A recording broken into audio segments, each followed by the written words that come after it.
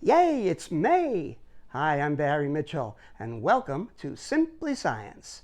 We have a full show, so let's get started. Surgery can be stressful for anyone, but for children, the anxiety can be overwhelming. Our Andrew Falzone tells us about some new technology that's turning that frightening journey on a gurney into a joyride for kids.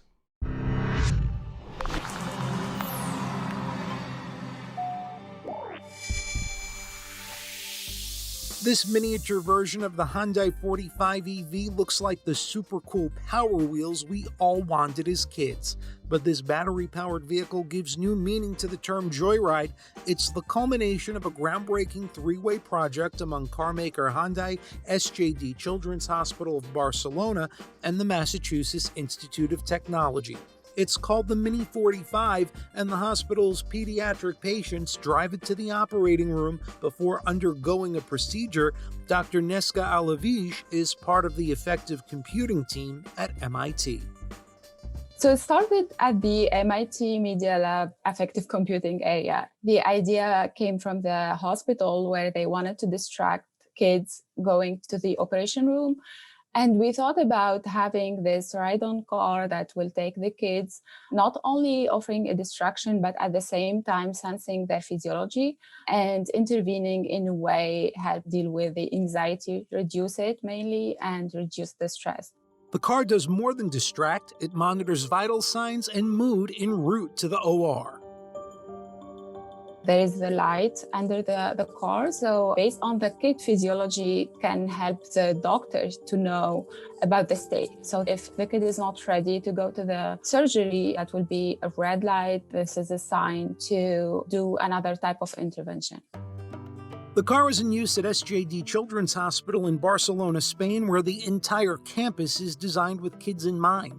Clowns entertain families awaiting important results, video games are played between treatments, colorful pass-throughs are staged throughout the hospital, and more clowns await in pre-op. But the road to the OR is all about the Mini 45. Sí sé que puedo. Vale, te noto súper valiente. And while it won't get a feature in Car and Driver, the best reviews are coming in from a far more precious clientele. What have they told your team about the results? They said that the kids are really enjoying this experience and they are really distracted from going to the surgery and how the experience can be painful. But the car is also a treasure trove of bioinformatic data. The seatbelt contains a haptic feedback sensor which monitors heart rate and respiration, which increase with stress. A small medallion on the seatbelt can provide aromatherapy, releasing a pleasant smell for relaxation. A friendly on-screen guide can lead the child through a breathing game to calm them, and the car's dashboard contains sensors that read the child's facial expressions to determine their emotional state. A whole lot of science disguised as a whole lot of fun. It's actually a little bit tricky because they are engaged a lot in the car and it's a little bit challenging to get them out of the car. And while all this tech is helping kids overcome pre-surgical anxiety, the hope is to use it in real cars to help detect road rage or exhaustion. Many car manufacturers were interested in that, and we had experience with them before.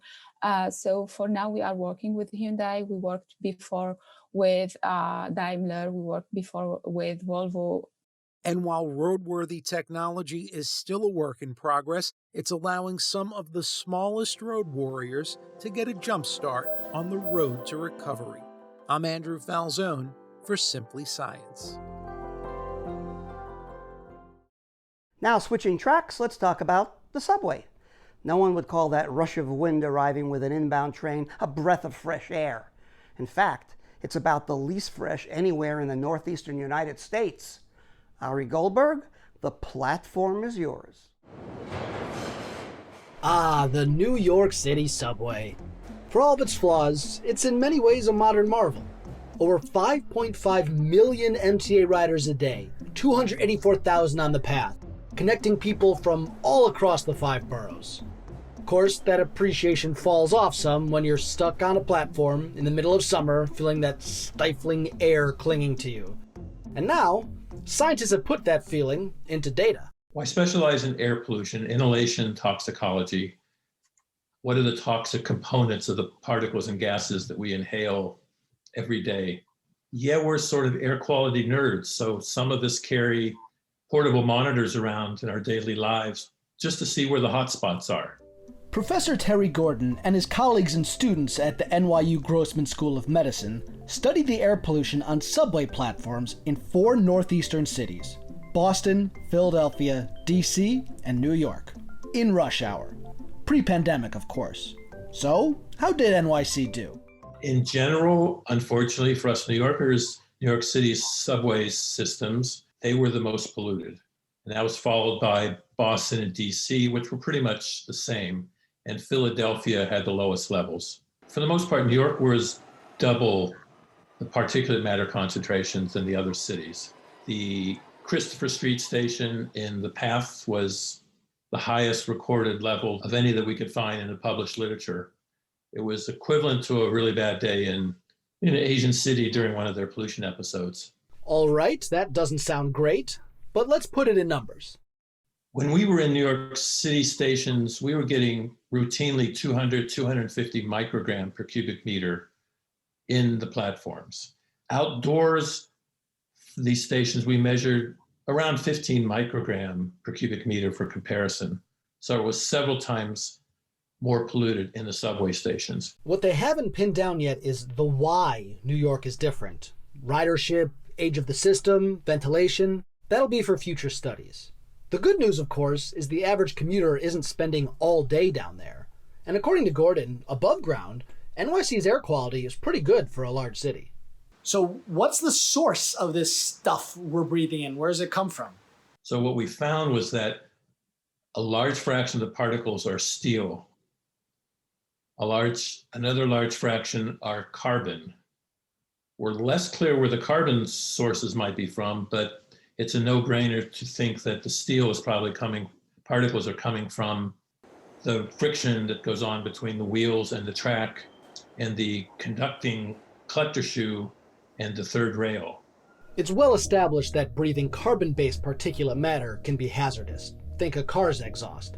But when it comes to this steel, the level of concern is less clear. So there's been thousands of studies that shown that ambient particulate matter has cardiovascular and respiratory consequences. That's well known.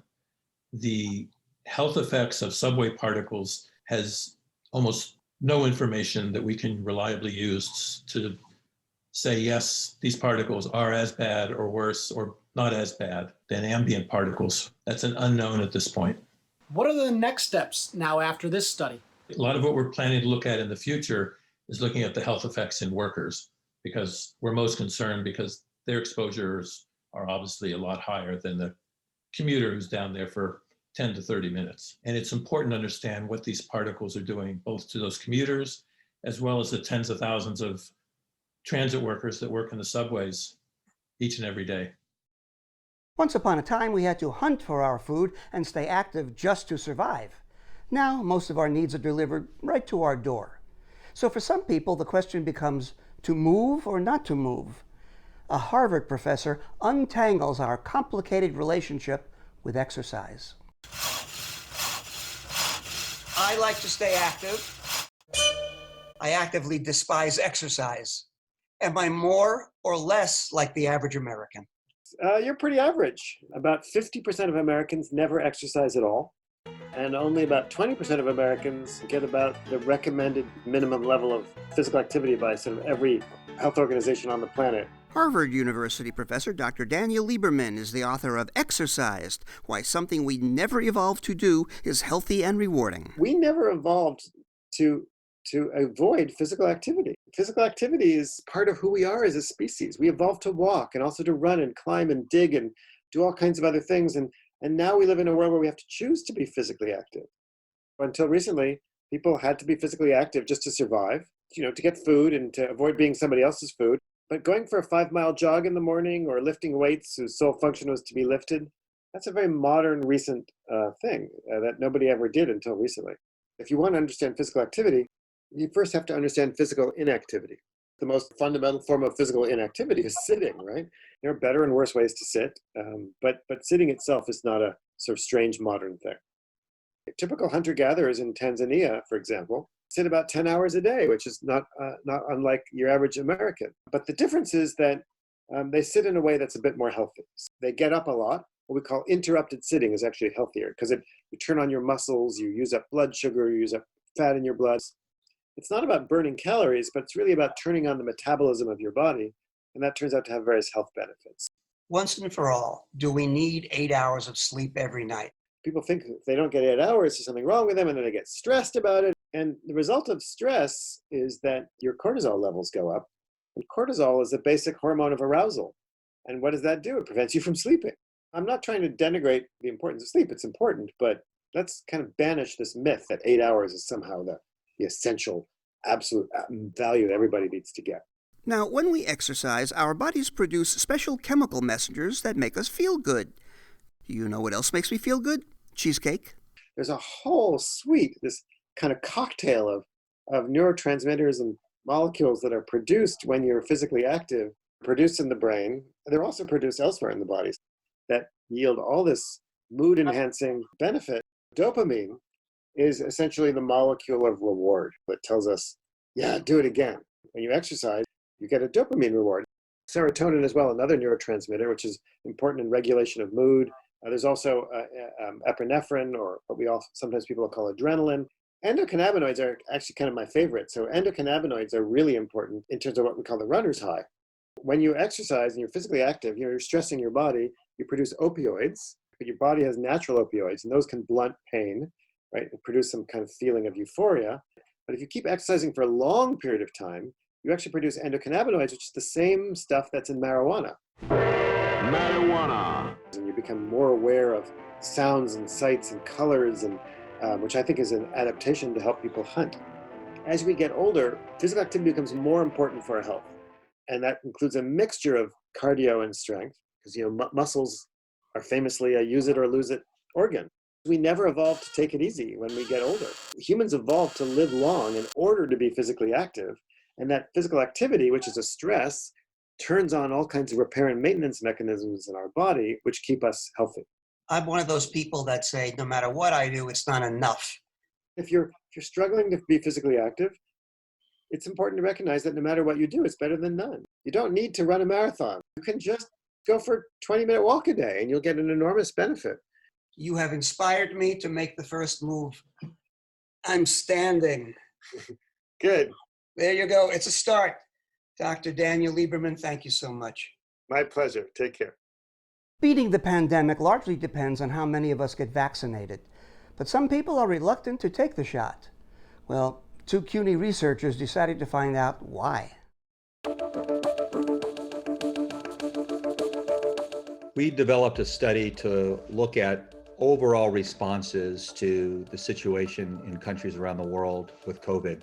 We chose 19 countries with the idea that they were most affected by the pandemic. And given the fact that vaccines were going to be the most important element in the whole response to the pandemic, we decided to ask a few specific questions on vaccines to chart what's been called vaccine hesitancy, and we'd like to flip that around to call it vaccine confidence. The most important vaccine-related question was related to if people would take a vaccine if it were available. And the way we asked it was not just if it were available quickly, but if it were safe and effective and approved by the government. The highest rate of response actually was in China at 88.6% of respondents saying that they would receive the vaccine. The lowest actually was in Russia, where about 55% of the respondents were likely or very likely to receive the vaccine. The United States, our response rate was about 75%, which was somewhere in between. In our global survey, what we found is that the older people that might have seen smallpox or known of smallpox being eradicated were more apt to trust a safe and effective vaccine and be willing to take it. At the same time, some of the younger, more educated people also were willing to take it. It's kind of the people in the middle that might also break upon age and education, and it also tends to be the larger part of the population that are a little bit more skeptical, and those are the ones we need to understand better.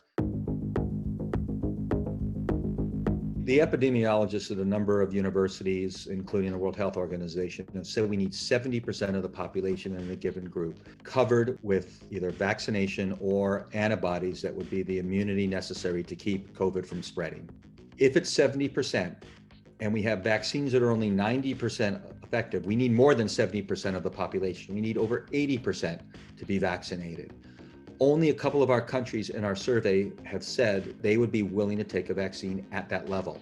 So if you look at our data alone and correlate that to if a vaccine were available tomorrow, would I take it? And people follow the numbers that we found, we would not have the herd immunity or community protection necessary to get out of COVID.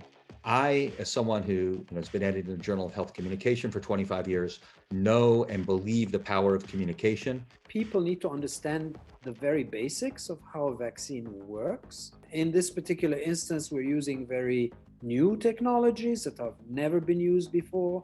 So even for professionals, if you tell them, oh, we're using a messenger RNA vaccine. And so for most people, what on earth is that? Does it have the virus in it? No. Does it have part of the virus in it? No. Then what is it? So we'll have to translate sophisticated technology like messenger RNA into something that's visually understandable to very many different levels of education. Being frank about it in the popular media, having people who have received the vaccine talk about it, will normalize it. For a lot of people, they need the personal contact. They want to hear from their clergy. They want to hear from friends. You know, regular people respond very well to regular people, and they trust them most, perhaps. So give your attention to the common man and how they are responding to this pandemic and hopefully to the vaccine. While doctors are still determining the effect of the recent Johnson & Johnson vaccine pause due to the rare but potentially deadly blood clot issue, the overwhelming message remains the same. Vaccinations far outweigh the danger of COVID and even the possible risk of blood clots. Now, May is National Arthritis Awareness Month.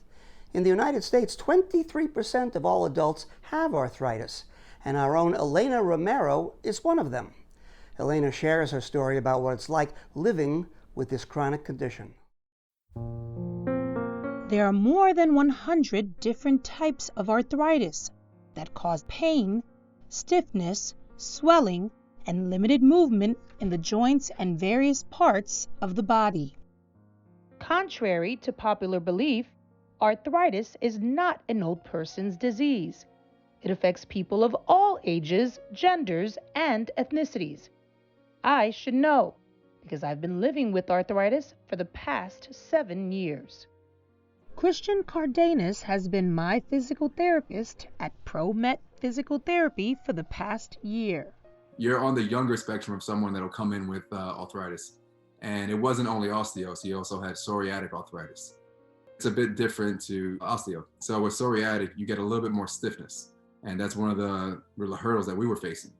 And it was a lot of elbow stiffness. The ankle wasn't too bad at the time when you first came in, a bit stiff, causing you to walk with a cane. Some arthritis are autoimmune related. Others may be environmental, injury related, or genetic. Arthritis runs in my family. My mom was diagnosed with osteoarthritis in her early 40s and was wheelchair bound because of it. Her mom had a milder case and self-medicated with over-the-counter topical creams. Dr. Gary Zagon at NYU Langone has been treating me since my initial diagnosis at age 41. What's the treatment for arthritis? There's no one treatment. There are multiple treatments. And it really depends upon what you think the arthritis is coming from. Mechanical arthritis, like osteoarthritis, it's everywhere between just pain medications, local injections, physical therapy, and then eventually maybe joint replacement. For the inflammatory arthritis, it depends upon what's triggering the inflammation.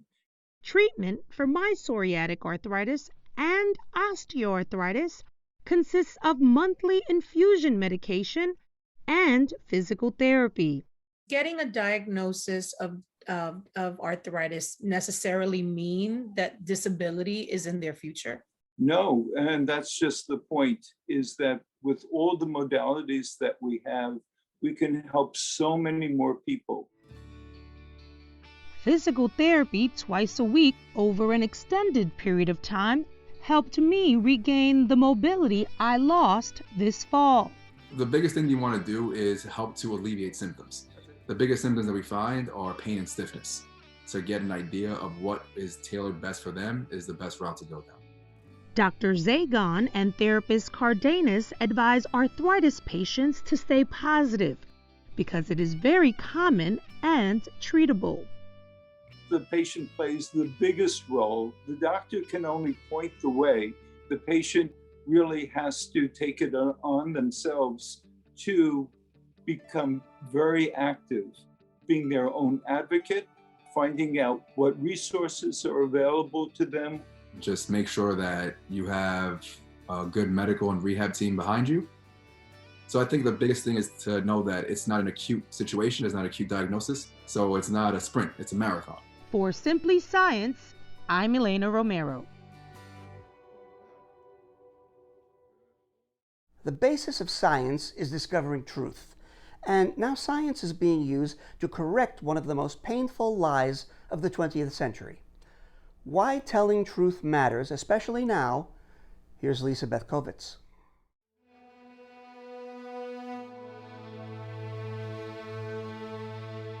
Most people believe that Jews in the Holocaust went to their deaths like sheep to the slaughter.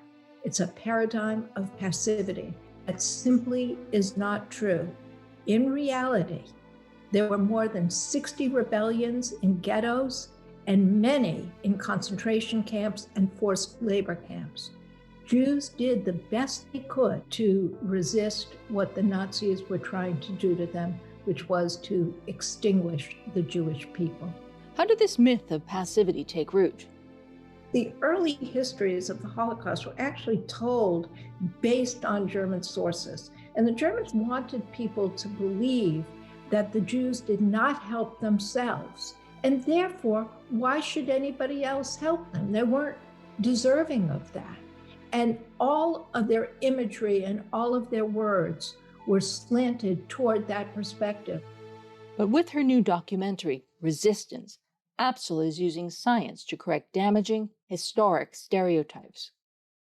We live at a time when anti-Semitism and white supremacy are on the rise.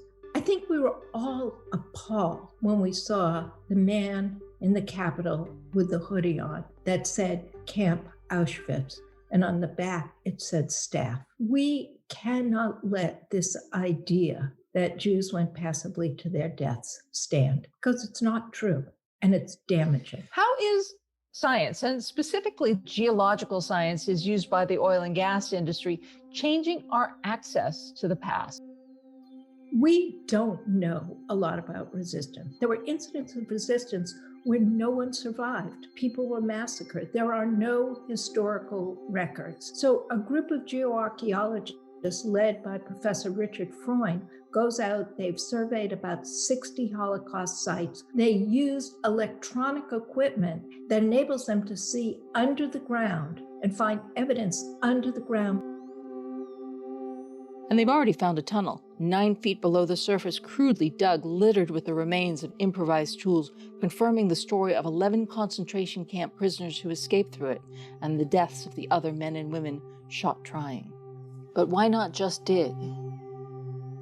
First of all, you can't dig in places where bodies might be buried, where people were killed in concentration camps, because you would then desecrate their bodies for a second time. The other thing is, if you have a large area, and you have no idea where things are, then it really helps to survey it electronically first, and then you know where to dig.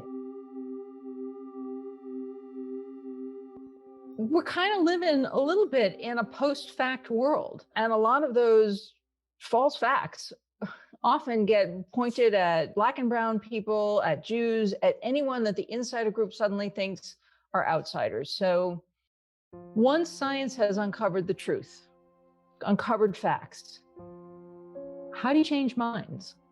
It's very, very hard to change minds. Look, I am not so naive as to believe that one documentary can really accomplish that. But I am very hopeful at what mass media actually can do. It harms us all to have a mistaken understanding of the Holocaust. And we can see the residue of that in these anti-Semitic and white supremacist movements. Let's take that idea away from them. Let's take the idea of Jewish passivity away from them. And then maybe they and other people will have to start to think about whether the stereotypes that we believe of people who are different from us are actually true or just something that we've been led to believe. That's what I hope, at least. I understand it's a little idealistic, but I am a believer in truth. And that's our show. Questions, comments? Remember, you can always find us online at tv.cuny.edu and Facebook, YouTube, and Instagram. I'm Barry Mitchell. Thank you for watching, and hope to see you next time on Simply Science.